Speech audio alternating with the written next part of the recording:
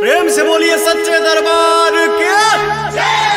ओम जयंती मंगला काली भद्र काली कपालिनी दुर्गा क्षमा सेवा धात्री स्वाहा स्वधा नमोस्तुते।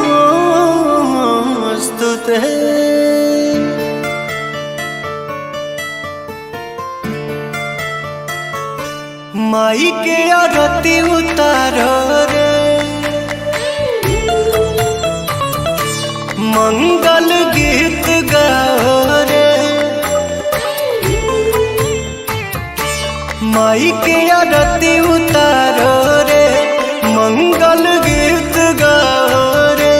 बड़ा भाग्य माई घरवा तयली तरल अंगनवा जे पौआई धैली। घिउआ के दिया जरा रे मैया जी के भोग लगाओ रे। माई के आरती उतारो रे मंगल गीत गाओ रे। जय जय जय माँ जय माँ जय जय जय माँ जय माँ।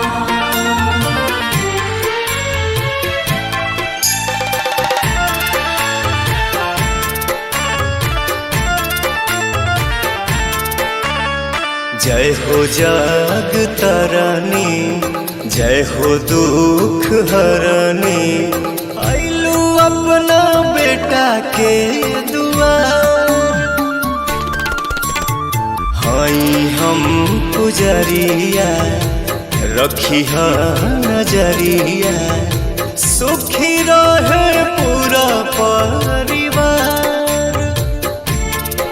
एहो पंडित जी शंख बजावा सब जन मैया पे फूल बरसावा।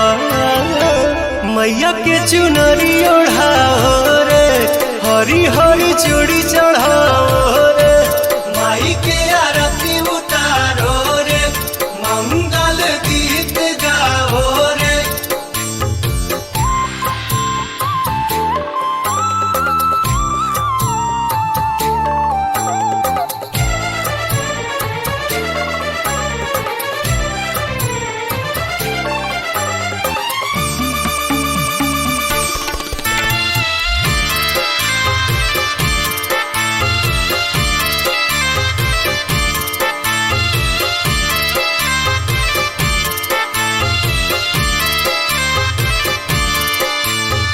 पहले सब देवता करे खातिर नेवता सज गइल सच्चा दरबार।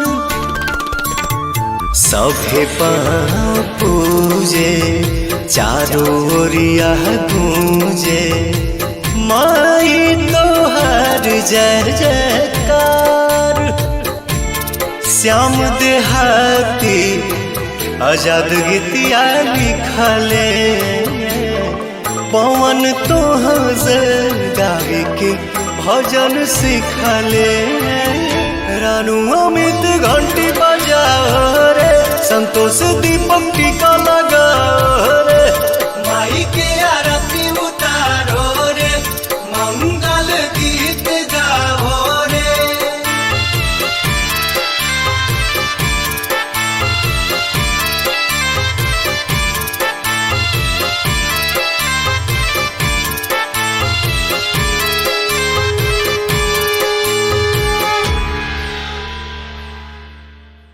घिउआ के दिया जरा रे मैया जी के भोग लगाओ रे। माई के आरती